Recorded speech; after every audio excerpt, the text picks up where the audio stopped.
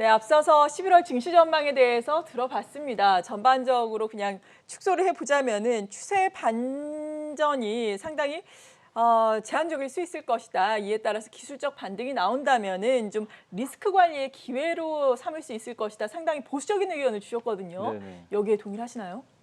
아니요, 저는 뭐 글쎄요, 뭐 이렇게 시장이 뭐 네. 당장 좋아진다라고 물론 당장 보긴 좀 어렵다 하더라도 저는 뭐 리스크 관리보다는 계속 좀 비중 좀 모아가야 될 때가 아닌가 이렇게 좀. 비중을 예. 높여가자. 예, 예. 물론 이제 어느 정도 레벨까지 뭐 3,200, 300 정도 갔을 때 뭐 예. 현금 비중 늘리는 거 고민해 볼 수는 있겠지만 지금 우리나라 증시가 3,000 초반이고 물론 뭐 2,900으로 다시 되돌릴 수도 있어요, 사실은. 그렇지만 이 구간에서 2,900 가는 걸 또 염두에 두고 현금 비중 늘리는 것보다는 저는 업사이드가 더 있다라고 좀 보고 있기 때문에 지금은 오히려 좀 이렇게 눌러줄 때 비중을 늘려야 된다. 그 말씀 드리고 싶고, 왜 그런 말씀 드리냐면 일단은 뭐 악재들은 뭐 다들 아실 거예요. 아까도 이제 이경민 팀장이 얘기하신 대로 네. 그런 악재들은 우리가 모르는 악재들은 사실 아니거든요. 어느 정도 다 노출이 됐던 악재들이고, 근데 이 악재의 강도가 이제 보는 시각에 따라 다른 것 같아요. 계속 좀 이어진다고, 내내 이어진다고 보시는 분들은 계속 이제 보수적으로 보시는 거고, 그게 어느 시점에서 좀 완화될 걸로 보는 분들은 이제 저도 이제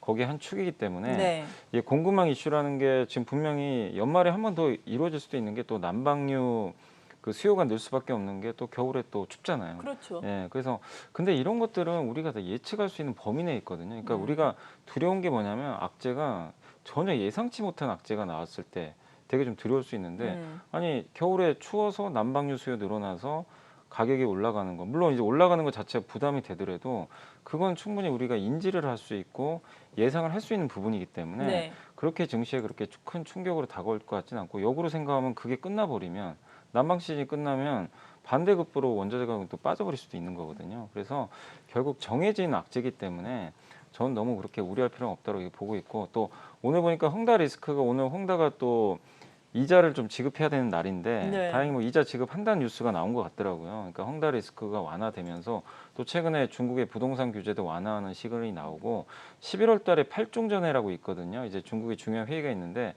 그때쯤 해서 또 정책 발표가 나올 수도 있어요. 최근에 중국 인민은행도 계속 공급을 늘리고 있는데 그러니까 물가는 오르는데 자꾸 이제 경기가 둔화되니까 시장이 이제 굉장히 어려워하고 거기에 공급난까지 형성되니까 우리나라 제조업체들은 굉장히 이제 진퇴양난인 거죠, 사실은. 그래서 뭐 자동차, 반도체가 약했던 건데, 그러나 역시 이것도 마찬가지입니다. 결국 어느 시점에서는 좀 해결될 가능성이 높다고 보거든요. 아까 말씀드린 중국의 정책 변화, 또 거기다 공급망도 지금 이제 정점은 지나고 있다는 얘기들이 계속 좀 들리고, 네. 이번에 또 현대차에서도 언급을 했지만 4분기에 이제 뭐 특근 가능성도 좀 높아지고 있어요. 그렇게 보면은 우리가 너무 공급망에 좀 이게 치우칠 게 아니라 좋아지는 부분도 예상을 해야 될 것 같고, 그리고 오늘 중요한 게 역시 삼성전자 같아요. 그렇죠. 삼성전자가 물론 이제 오늘은 버티고 있어요. 물론 이제 아직은 답답하긴 한데 IR을 이제 들어보면 뭐냐면은 반도체 뭐 4분기에 꺾일 수 있다고 대부분 보고 있어요. 그래서 여전히 이제 스탠스는 보수적으로 보는데, 과거처럼 이 점유율 경쟁은 하지 않겠다고 분명히 언급을 했고, 거기다가 그 반도체 진폭이 예전에 정말 진폭이 너무 컸거든요. 네. 그러니까 이제 너무 좋을 때 들어가신 분들은 한 2년 동안 주가 반토막 나가지고 고생했던 맞아요. 적이 정말 많잖아요. 예. 근데 이제 그 사이클이 없어지고 있어요. 이 진폭 자체가 점점 낮아져요. 그런데 전체적인 수요는 우상향하니까 그림 자체는 이렇게 완만하게 가는 거예요. 예전에 이제 이랬던 거죠, 그냥. 그러니까 예측이 가능해졌다는 건 장기 투자할 수 있는 요인 중에 저는 하나라고 좀 보고 있거든요. 그래서 그런 것들을 좀 종합해봤을 때 우리가 그냥 뭐 물론 상황이 지금 뭐 엄청 좋아졌다 이런 말씀 드리는 건 아니지만 너무 비관적으로 일색으로 오히려 보기보다는 분명히 좋아지는 흐름들이 이제 일부는 나오고 있기 때문에, 네. 그리고 가격도 반영을 했고요. 그래서 지금은 좀 오히려 좀 눌러줄 때 비중을 좀 늘리는 게 맞지 않나라고 여전히 보고 있습니다. 네, 삼성전자에 대해서 지금 비중 확대의 기회가 될 수 있다라고 언급을 해주셨는데, 그렇다면 그 아랫단에 있는 종목들 메모리 같은 경우에는 좀 바닥을 좀 다져갈 수 있을 것으로 지금 뭐 컨퍼런스 콜이나 이런 것으로 보면 보여지고 있고, 비메모리 쪽은 투자 계속해서 해 나갈 것으로 지금 3분기에도 했다라고 보여지고 있는데, 요즘에는 뭐 메모리 쪽 봐야 된다, 뭐 비메모리 쪽을 봐야 네. 된다 이런 얘기도 있죠. 어느 네. 쪽을 더 유망하게 근데 둘 보세요? 다 좋은 것 같아요. 왜냐하면 사실 그전에는 비메모리만 네. 봐야 되겠죠. 왜냐하면 메모리가 워낙 안 좋았기 때문에. 근데 메모리 업황이 6개월 선행하는 거 아실 텐데, 일단 내년에 상반기까지 안 좋은 걸 반영해서 빠졌는데, 지금 스탠스 자체가 하이닉스도 설비 투자를 조금은 이제 좀 공격적으로 하지 않고 속도 조절하겠다고 밝혔거든요. 그러니까 메모리 업황도 생각했던 것보다 나쁘진 않을 것 같아요. 근데 가격이 굉장히 싸졌어요. 네. 그래서 가격 메리트가 있다는 측면에서 메모리도 여전히 좋고, 비메모리는 뭐 메모리에 비해서 싼 건 아닌데 구조적으로 성장을 하거든요. 이 비메모리, 특히 왜 비메모리 파운드리 쪽에 이렇게 집중해서 보셔야 되냐면, 지금 인텔이 주가가 폭락을 하고 있어요. 네. 그 배경이 뭐죠? 인텔이 갖고 있던 그 CPU를 이제 다른 회사들이 자기네가 다 만들겠다고 합니다. AMD도 그렇고, AMD도 뭐 이미 만들고 있었고, 거기다 이제 엔비디아도 자체 칩 만들겠다 그러죠. 거기다가 지금 뭐 구글도 이번에 자기가 그렇죠. 직접 칩 만들겠다. 애플은 이미 만들기 시작했고, 근데 그거를 만들 때 설계는 하지만 만드는 데는 어디죠? TSMC랑 삼성전자 같은데요. 이제 맡기니까. 그래서 파운드리 수요가, 옛날에 인텔은 자기가 알아서 다 했어요. 그냥 만드는 것까지. 근데 이게 이제 외주가 늘어나게 되는 환경으로 가는 거죠. 그럼 파운드리 수요는 급격히 늘고, 이번에 또 자동차 반도체 없었던 것처럼 기존에도 부족했던 이 수요, 그 공급이 더 부족해질 수밖에 없거든요. 그럼 파운드리 투자는 계속 늘어날 수밖에 없다고 봅니다. 네. 그래서 이거는 굉장히 구조적이에요. 그러니까 이런 사이클이 있는 게 아니라, 비메모리는 그냥 이렇게 쭉쭉 가는 사이클이죠. 그걸 본다라면은 비메모리 쪽도 여전히 우리가 좀 눌러줄 때 좀 장기적인 관점에서 좀 비중을 늘려야 될 때가 아닌가라고 혹시 보고 탑픽 있습니다. 종목은요? 비메모리 쪽에서는 저는 이제 최근에 그 후공정 회사, 후공정 이제 장비 회사 중에서는 저는 이오테크닉스 같은 기업들을 좀 굉장히 좋게 보고 있습니다. 네, 그렇군요. 반도체 이야기는 좀 여기까지 하고 또 실적 발표하는 기업들 있죠, 권다현 캐스터. 네, 방금 전에 SK이노베이션이 실적을 발표했습니다. 컨센서스보다 괜찮은 6,185억 원의 영업이익을 기록했고요. 흑자 전환에 성공하는 모습이었습니다. 실적 발표하고 2% 넘게 올리다가 현재는 상승폭 좀 줄여내기는 했는데요. 실적 발표 이후의 흐름 어떻게 전망하고 계신가요? 사실 이노베이션은, 그러니까 이 지금 성격이 두 개가 섞여 있잖아요. 맞아요. 정유하고 딱 그 배터리가. 근데 이제 이도저도 아니다 보니까 주가가 참 이게 너무 어중간하게 움직이긴 해요. 네. 배터리 갈 때도 좀 약하고, 정유 갈 때도 조금만 가고, 그래서 약간 이제 중간에 섞여 있는데, 이번 3분기 실적에서 나온 건 역시 그 기업 경쟁력은 역시 좋은 것 같고요. 특히 윤활유 사업이죠. 이 루브리컨츠 실적이 워낙 잘 나와가지고 일단 3분기 6,185억, 역대 최대 좀 흑자를 윤활유 쪽에서 좀 기록을 했던 것 같습니다. 그래서 4천억대를 예상했는데 굉장히 놀라운 실적을 냈는데, 근데 중요한 거는 어쨌든 배터리입니다. 이 배터리 사업이 얼마만큼 더 성장을 하는지, 이번에 보니까 판매량을 보니까 괜찮더라고요. 그래서 삼성 SDI보다는 조금 더 이제 점유율이 올라가고 있는데, 네. 일단 물적 분할에 대한 리스크는 분명히 있습니다. 그렇지만 이제 그거는 선반영을 했고, 그 다음에 신규 상장, 그러니까 상장이죠. 이제 SK온이 상장하는 거는 1년 후 정도로 좀 알려져 있는데, 아직은 시간이 남아 있으니까, 그래서 뭐 정유도 좋고 배터리 쪽도 좀 나쁠 건 없는데, 너무 이제 분할 이슈에 매몰돼 가지고 주가가 되게 할인을 많이 받고 있어요. 그렇죠. 지금 시가총액을 계산하면 이 메모리, 그러니까 이 배터리 가치는요 거의 지금 반영이 안 된 상태거든요. 그러니까 그만큼 지금 주가는 저평가돼 있기 때문에, 오늘 물론 이제 시장이 생각보다 또 좋진 않잖아요. 그래서 밀리면서 주가 밀리고 있지만 실적 좋고 배터리 가치 증가하고 있고, 또 정유도 대부분의 이제 전망이 내년 상반기까지는 좋을 거라는 전망들이 나와. 이번에 SOL도 되게 잘 나왔잖아요. 네. 그런 것처럼 정유 배터리 둘 다 지금 너무나 좋은 모멘텀을 갖고 있기 때문에 이노베이션 뭐 부정적으로 볼 필요는 전혀 없는 것 같습니다. 네. 네. 이 밖에 2차 전지와 관련된 뭐 코스닥 내 대표적인 종목들 에코프로 BM이라든지 뭐 LNF 일제히 올라오고 있는 양상이거든요. 이들 종목들은 어떻게 봐야 될까요? 매수의 전략인가요? 저는 그냥 관망이 낫다고 관망? 봅니다. 그러니까 아, 보유죠, 네. 보유 예. 의견인 게, 왜냐하면 이제 신규 접근을 하기에는 예. 이제 아시겠지만 너무나 가파르게 올랐어요. 가격 부담이 되게 심하기 때문에, 이번 주에 그 LFP 배터리 이슈가 한번 나왔잖아요. 그때 한번 흔들렸잖아요. 네. 그런 것처럼 조그마한 악재에도 민감하게 반응을 하거든요. 사실 LFP가 그렇게 큰 악재는 아닌데 주가가 비싸졌기 때문에 그렇습니다. 그래서 증설에 대한 모멘텀도 있었고, 근데 그런 것들을 너무 주가가 그 9월 달에 있잖아요. 너무 빠르게 반영을 해버렸어요. 그래서 추가적인 증설은 나오는데 그게 이제 주가에 이미 녹아들었기 때문에 강한 상승 모멘텀을 당분간 갖기는 어렵다고 봅니다. 근데 워낙 구조적으로 성장을 하는 섹터니까 네. 빠지진 않아요, 쉽게. 근데 여기서 신규로 들어가서 내가 트레이딩을 하겠다, 뭐 짧게 그거는 괜찮은 것 같은데, 여기서 나는 또 몇 배 수익을 내봐야지. 이건 늦어도 너무 늦은 거죠, 사실상. 네. 예, 이미 시세가 많이 났기 때문에. 그러니까 많은 분들이 2차 전지 뭐 전기차 시대니까 테슬라 저렇게 가니까 여기서 또 몇 배 가겠지. 근데 테슬라는 전기차로도 가는 거지만 플랫폼을 확장하면서 가는 거예요. 사실은 그 뒤에 자율주행도 있고. 그렇죠. 근데 여러분이 염두에 두실 건요. 이 회사들은요. B2B 비즈니스면 뭐냐면 납품을 하는 기업들이에요. 그래서 어느 시점에서 분명히 한계가 다가와요. 그거는 이제 내년 저는 하반기 정도로 좀 보고 있거든요. 네. 왜냐면 내년 하반기 되면 그러니까 이 전기차가 침투율이 아마 15%, 뭐 10% 넘는다는 얘기가 있어요. 그렇게 된다라면은 어느 시점에서는 이제 가격적인 부담과 더불어서 아 여기서 더 성장할 수 있을까? 왜냐면 이제 전기차가 대중화되기 시작하니까 그런 부분이 나오면은 주가가 또 굉장히 진폭이 커질 수 있거든요. 그래서 저는 내년 상반기까지는 되게 좋게 봅니다. 섹터 자체는 뭐 여전히 고성장을 하니까. 근데 주가 측면에서 올해와 같은 퍼포먼스가 내년에도 나오기는 좀 쉽지는 않을 것 같아요. 네. 주가 부담 때문에. 근데 이게 주가 부담이 해소되면 또 달라지겠죠. 달라지겠지만 부담이 있으니까 그래서 지금은 차라리 2차 전지를 그 만드는 업체들이 상대적으로 못 갔잖아요. 삼성, SDI, 그렇죠. 뭐 셀 이노베이션, LG화학 이런 기업들이 좀 상대적으로 저는 소재보다는 투자하기는 더 낫지 않을까.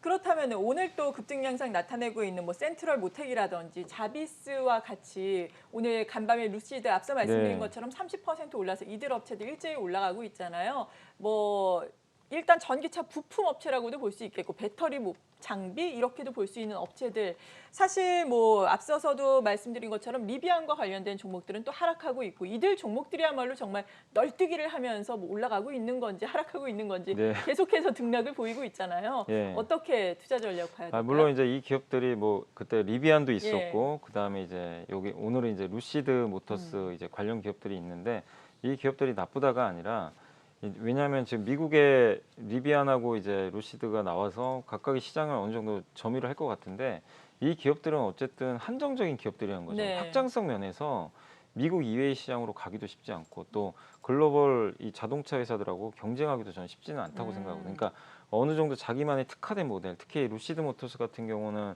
프리미엄 모델로 가거든요. 네. 그러니까 굉장히 비싼 모델이에요. 거기서 이제 분명히 어느 정도 위치를 차지하겠지만 이 부품 회사들 입장에서는 이 루시드 모터스가 앞으로도 계속 생산량을 늘리고 모델도 다변하고 이러면은 당연히 더 높은 밸류를 받아야 돼요. 근데 지금 상태가 만약에 계속 이어지는 한정적인 상황이 이어진다라면은 주가는 계속 그냥 어떤 재료에서 올랐다가 다시 또 그게 없어지면 또 실망 매물 나와서 빠지고 그렇죠. 이 예. 센트럴 모텍도 계속 그랬거든요 사실. 예, 그렇기 때문에 추격하지 마시고 지금은 좀 단기 트레이딩 관점으로만 저는 리비안하고 루시드 그쪽은 좀 보시는 게 좋지 않을까라고 좀 말씀을 드리고 싶습니다. 네. 그리고 또 포착되고 있는 종목들 어떤 것들이 있을까요? 네, 현재 현대모비스가 조금 눈에 띄는 하락을 보이고 있는데요. 예상보다 더딘 완성차 그룹의 정상화 속도의 목표가 하향 리포트가 이어지고 있고 6거래 연속 외국인 매도도 나오고 있는 상황입니다. 이 완성차 관련주들 조금 반등하기는 아직 어려운 걸까요? 일단 이제 완성차 주들은 그 실적이 너무 잘 나왔어요. 그러니까 네. 뭐 현대는 조금 미달했다 하더라도 기아는 되게 잘 나왔는데 현대모비스는 역시 그 부품 사다 보니까 이번에 그 실적에 직격탄을 받았고 어느 정도 예고는 돼 있었는데 생각보다 좀 실적 개선 시점이 좀 지연될 것 같다. 이런 이제 얘기가 나오면서 오늘 또 주가가 빠지는 것 같은데요. 주가 자체로 봤을 때는 크게 빠질 염려는 없는 것 같습니다. 워낙 그동안 좀 눌려 있었고 이런 것들을 우리가 몰랐던 건 아니기 때문에 그래서 박스권 흐름은 당분간 이어질 것 같아요. 근데 이제 현대모비스가 어느 시점부터 이익이 좀 증가할 거냐, 그러니까 네. 돌릴 거냐 이게 포인트 같아요. 그래서 4분기까지도 여전히 좀 쉽지 않을 거라는 전망이 우세하니까 시간은 걸리겠지만 내년 1분기부터는 이 정의선 회장도 그 얘기를 했거든요. 내년 1분기 정도가 좀 지나면 이 반도체 공급난도 좀 어느 정도 해소될 것 같다. 그럼 부품 회사들 좋아지는 건 사실 시간 문제거든요. 그리고 11월부터 지금 현대차도 특근 얘기가 나오고 있고, 그러니까 정점은 좀 지나가니까 부품주들도 결국엔 나쁠 건 저는 없다고 봅니다. 네. 다만 지금 이제 아직은 기아나 현대에 비해서는 좀 모멘텀이 떨어지는 거죠. 그래서 상대적으로 차라리 그쪽으로 가자는 분위기가 있다 보니까 모비스가 좀 빠지는 것 같고요. 그러나 긴 호흡으로 보면은 여전히 좀 모아야 될 때가 아닌가라고 생각을 하고요. 다만 단기적인 관점에서는 주가는 좀 당분간 부진할 수밖에 없다. 모멘텀이 조금 아직은 없기 때문에 그래서 현대모비스를 좀 가지고 계신 분들은 좀 긴 호흡에선 상관이 없는데 예. 단기 관점에서는 좀 지지부진한 점을 염두에 두시고 좀 대응을 좀 하시는 게 맞지 않을까라고 말씀을 드리겠습니다. 그럼 뭐 기아 같은 완성차 업체들은 지금부터 적극적으로 모아가도 좋을까요? 수급도 좋던데요. 기아는 되게 괜찮은 것 같아요. 이번에 실적도 좋고 그리고 이런 부품난에도 네. 이익을 내버리고 있어요. 그러니까요. 가격을 올려가지고 예. 그렇기 때문에 차별화될 수 있을 것 같아서 기아는 조정을 좀 받아준다면 계속 좀 비중 늘리는 거 좋을 것 같습니다. 네. 그리고 또 포착되고 있는 종목들 박소영 캐스터 어떤 것들이 있을까요? 네, 비트코인 관련된 종목들이 계속해서 오름세를 기록하고 있습니다. 비덴트라든지 우리기술투자 같은 종목들 계속해서 상승세 이어가고 있는데요. 비트코인 ETF 이후에 좀 더 호재를 찾기 쉽지 않을 것이다라는 분석도 있는데 이렇게 계속해서 가는 이유 어디서 찾을 수 있을까요? 그러니까 이게 비트코인이 이제 최근에 제도권으로 들어온다는 얘기가 이제 있잖아요. 네. 이제 우리나라에서 내년부터 뭐 과세가 결정이 된 것 같고 그렇죠. 사실 세금 매긴다는 거는 이거 인정하는 거예요. 사실은 인정 안 하면 세금을 매길 이유가 없거든요. 그래서 정부에서도 사실상 인정했다고 보는 게 맞는 것 같고 또 거기다 미국에서도 결국에 이제 ETF 선물 거래 관련된 ETF를 이제 승인을 해버렸기 때문에 그게 이제 촉발을 했던 것 같고 또 최근에 세계적으로 유명한 뭐 조지 소로스라든가 이런 이제 투자자들이 비트코인에 대해서 투자하고 있다라고 아예 언급을 해버렸습니다.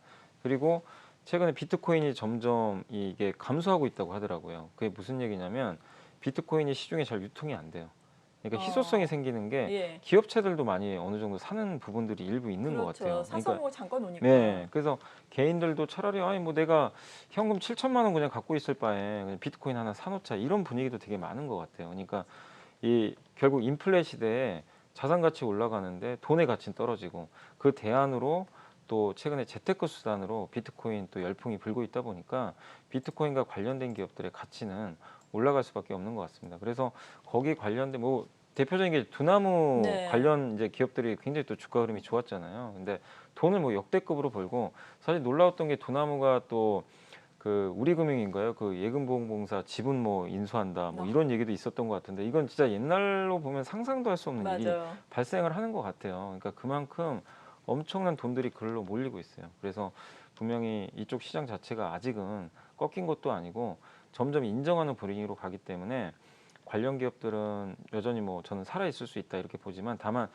이 매매해 보신 분들 아시겠지만 변동성이 너무나 큽니다. 그렇죠. 이쪽 비트코인. 예, 그래서 언제 또 급락하면 같이 빠져버리니까 변동성에 주의는 하시되 비트코인 관련해서는 여전히 저는 모멘텀은 뭐 끝나진 않은 것 같다라고 말씀드리겠습니다. 네, 관련해서 또 뭐 블록체인 게임들 요즘 많이 나오고 있잖아요. 플레이 투 언 뭐 이런 얘기도 신조어도 네. 나오고 있고 오늘 위메이드가 다시금 10% 급등 양상을 나타내고 있습니다. 뭐 미르포의 동시 접촉사가 뭐 100만 명을 네. 돌파를 했다 이런 소식도 있었고 NHN과 위메이드 트리가 블록체인 게임을 함께 만든다 이런 호재성 소식도 있었는데 이 종목 역시 너무 가파르게 올랐거든요. 네. 어떻게 보세요? 이게 게임주들이 올해 정말 두 개가 있잖아요. 네. 데브 시스터즈랑 좋았죠. 위메이드가 그러니까 뭐냐면 데브 시스터즈는 전통적으로 자기가 게임을 만들었던 게임인데 네. 그게 이제 뒤늦게 해외에서 대박이 나가지고 그 주가가 한번 이제 급등했던 사례가 좀 될 것 같고 그러니까 게임 본연에서 잘했던 거고 네, 근데 결국엔 주가 올라간 배경은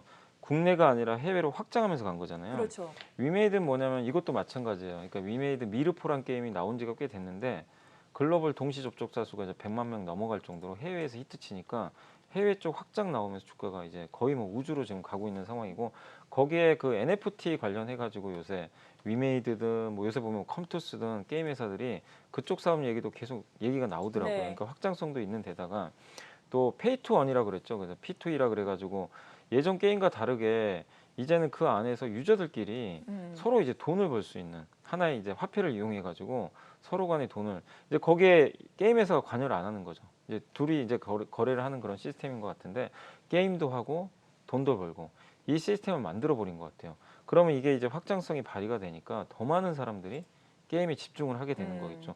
근데 이게 위메이드로 끝날 일이냐? 다른 기업들은 가만히 있지는 않을 거예요. 하겠죠. 예. 그럼 게임주 전체의 밸류를요.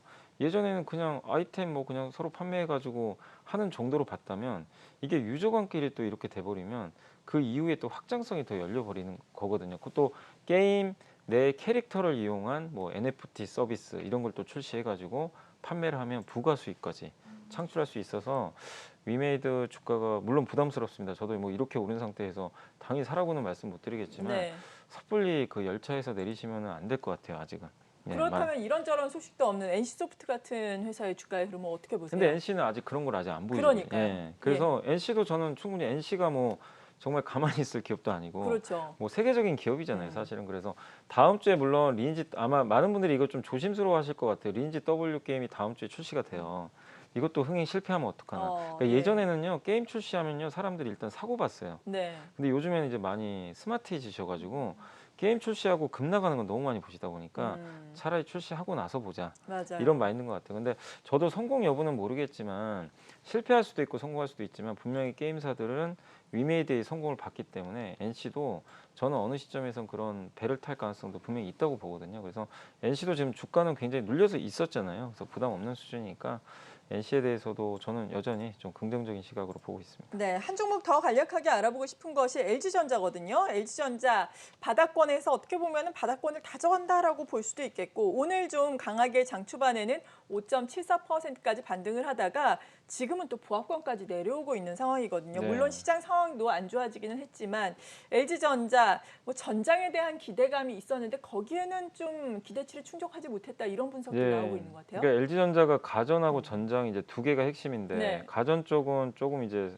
다운될 가능성이 높은 게 사람들이 이제 밖으로 나가기 시작하니까 예. 가전 제품 수요는 좀 줄 수밖에 없어요. 근데 LG전자는 워낙 프리미엄 제품들을 잘 만들기 때문에 그런 면에서는 가전 쪽에서도 어느 정도 수익성은 유지를 할 것 같습니다. 근데 이제 가전이 좋다고 올라가는 게 아니고 이젠 전장이 살아나야 주가가 올라갈 수 있는데 그러겠죠. 전장 쪽이 어쨌든 지금 흑자 전환 시기가 좀 늦춰지고 있는 것 같아요. 특히 요새 자동차가 생산이 안 되니까 차가 생산이 돼야 이게 공급이 네. 돼가지고 좋아지는데 역시 똑같아요. 부품 회사입니다. LG전자도 자동차 부품으로 봐야 되는데 그래서 약간 시간은 좀 필요하다. 근데 오늘 주가가 막 요동을 치긴 쳤는데 바닥에 대해서는 이제 공통적으로 인식은 하고 있는 것 같아요. 그래서 버텨주는 모습 자체는 되게 좋은데 이 VC 사업부라고 그러죠. 이 사업부가 그러니까 자동차 전장화 사업부가 어느 시점에서 흑자 전환할 수 있는지 4분기인지 내년 1분기에 따른 시각에 따라서 주가 움직임은 달라질 수 있으니까 어쨌든 올해 연말에 또 그런 얘기들이 한번 나올 것 같아요. 그래서 네. 여러분들이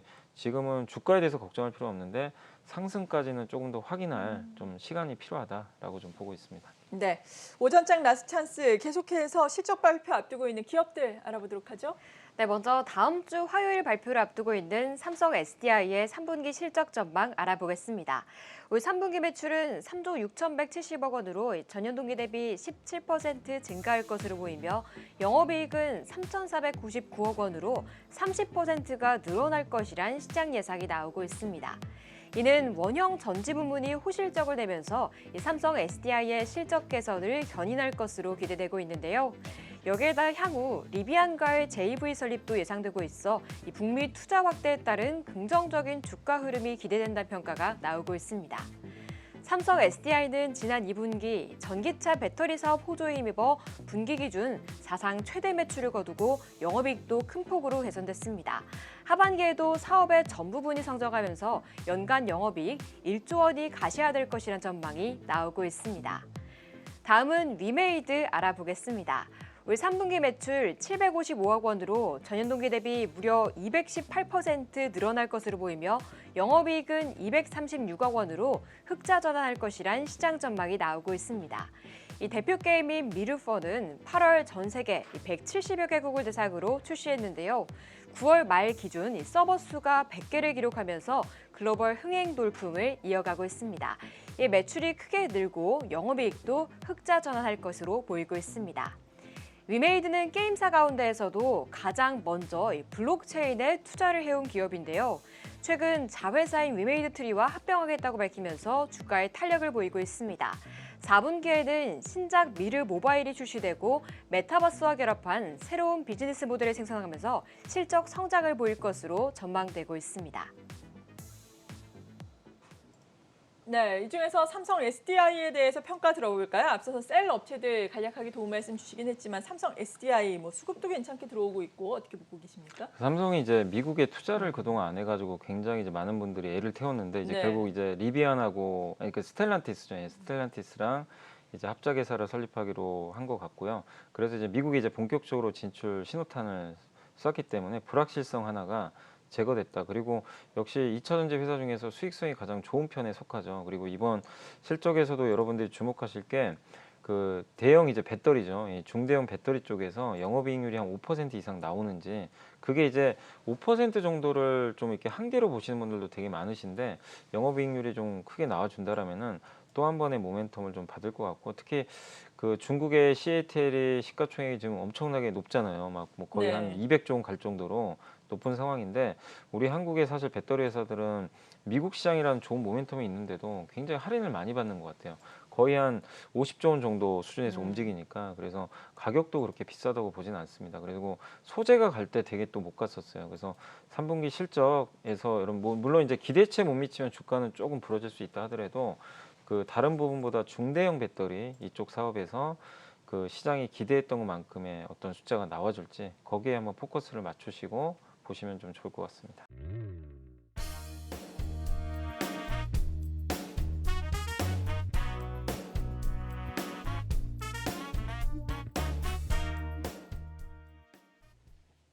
네, 시각 공략주 알아봅니다. 첫 번째 공략주 화면으로 만나보겠습니다. 네, 화면으로 지금 보고 계신데요. 원티드랩 가지고 오셨어요. 사실 상장한 지 얼마 되지 않았습니다. HR과 관련된 기업인데 뭐 차별화가 되는 것이 AI를 활용해서 한다고요? 예, 그러니까 인공지능으로 매칭을 시켜준다 예. 그러더라고요. 그러니까 마치 그냥 우리 뭐 자동으로 소개팅 해준다고 생각하시면 될 것 같은데 예.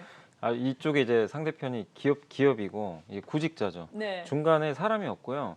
한마디로 인공지능이 알아서 이 기업이 원하는 인재를 매칭을 시켜주는 거죠. 그러니까 구직자는 자기 데이터를 등록만 하면 돼요. 네. 그리고 이 기업체는 보통 이제 지금 구직 사이트 같은 거 보면 대부분의 기업들이 광고료를 내고 거기에 광고를 하거든요.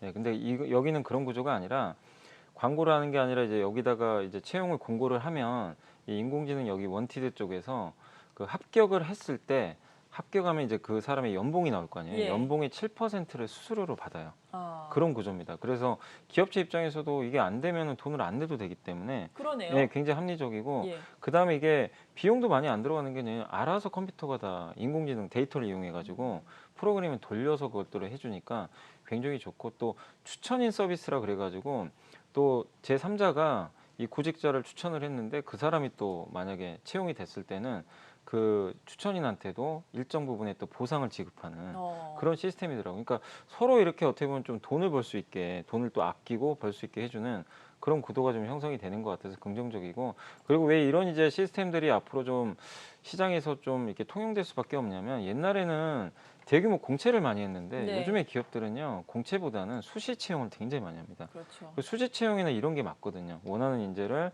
조금 필요한데 그때마다 뭐 대규모 공고를 낼 수도 없는 거고 그래서 굉장히 지금 시장 트렌드에 맞는 업체가 아닌가 이렇게 좀 보여지고요. 그리고 상장한 지 얼마 안 됐기 때문에 막 수급적인 부담은 좀 염두를 해두세요. 뭐 보유해서 물량도 일부 나올 수는 있지만 제가 어쨌든 이 기업을 좀 좋게 보는 게 뭐 이런 인공지능 플랫폼 회사들이 대부분 돈을 못 번다고 생각하는데 네. 이번 3분기에도 영업이익이 흑자 전환에 성공을 했고 매출액을 제가 봤는데 지금 매출액 자체가 분기마다 굉장히 좀 급격하게 늘어나고 있습니다. 그리고 매출이 찍히면요, 이 회사는요 비용이 별로 들어갈 게 없어요. 그러겠네요. 예, AI가 일정한 인건비 같은 고용비만 좀 나가는 거지 예. 고정비 나가지 뭐 매출 원가 자체도 없어요. 사실 뭐 재고 자산도 없기 때문에 그렇기 때문에 그런 면에서 매출만 찍혀주면 그 이익은 정말 기하급수적으로 늘 수밖에 없거든요. 근데 매출이 찍히려면 고객수가 늘어나야 네. 되잖아요. 그래서 실제로 최근에 개인 회원이 214만 명 정도 되고 기업 회원은 13,000명 정도 될 정도로 지금 많이 늘어나고 꽤 있다고 합니다. 많네요. 예. 그래서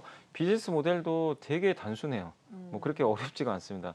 그래서 이 앞으로 얼마만큼의 고객사를 확보하느냐 여기에 이제 매출이 달렸기 때문에 그 부분만 꾸준히 업데이트 하시면 좋을 것 같습니다. 그래서 상장하고 나서 좀 진폭이 있다가 요새 또 장 안 좋아지면서 최근에 또 오늘도 급락하고 있는데 오히려 이럴 때 좀 한번 공부는 해보시고 네. 저가 매수 관점으로도 한번 대응을 해보시면 좀 좋을 것 같습니다. 우리가 단순하게 뭐 HR 하면은 사람인 HR 네, 맞아요, 생각할 수 맞아요. 있잖아요. 예. 비교해 보면 어떤가요? 기업 가치 측면에서. 그러니까 사람인 HR하고 예. 우리 뭐 리크루트 뭐 이런 서비스들 많잖아요. 이제 거기는 뭐냐면 대부분의 기업들이 광고를 내요. 그냥 광고료를 지불을 하고 네. 그럼 사람인데 그거를 이제 뭐 우선순위를 딱 배치를 해가지고 이제 딱 홈페이지 들어가면 딱 나와 있잖아요. 기업들이. 그러면 이제 구직자가 보고 고르는 거죠. 아 이런 채용 공고가 있구나.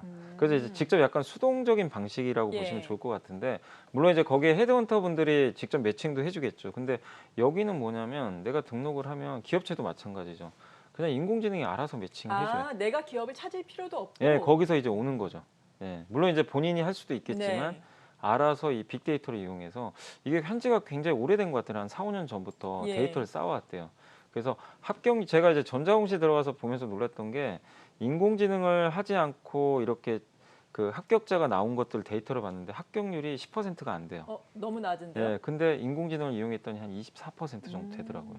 그러니까 어느 정도 검증이 됐으니까 이게 근데 제가 왜 좋게 보냐면 네. 기업도 별로 비용 부담 안 들어가고 구직자도 알아서 매칭을 해주고 그러네요. 예, 제 3자 입장에선 잘만 추천해주면 또 돈도 벌고 이런 구조라서 좀 커지지 않을까 좀 싶어서 한번 좀 오늘 소개를 해드려봤습니다. 네, 원티드 랩에 대해서 알아봤고 마지막으로 오늘 지금 시장이 상승 출발을 했지만 하락 전환을 하면서 코스피 같은 경우에는 뭐 큰 의미가 없다라고도 볼 수 있지만 네. 그래도 또 3,000선 깨지고 네. 코스닥도 1,000선이 깨졌거든요. 이 부분에 대해서 시청자 여러분들께 한 말씀 해주고 가시죠. 네, 많은 분들이 정말 답답하실 것 같아요. 네. 그러니까 아니 뭐 다른 나라도 다 같이 급락했으면 뭐 그럼 이해라도 할 텐데 유독 한국은 너무나 지금 어려운 상황이고 또 그 배경에는 우리 한국이 뭐 물론 이제 공급망 이슈에 가장 큰 타격을 받고 또 중국도 안 좋다 보니까 그런 영향을 받는 건 이해하는데 3분기 이런 역대급 실적도 반영 자체가 안 되니까 네. 많이들 좀 답답하실 것 같아요. 그리고 PER 10배밖에 안 될 정도로 저평가된 것도 맞거든요.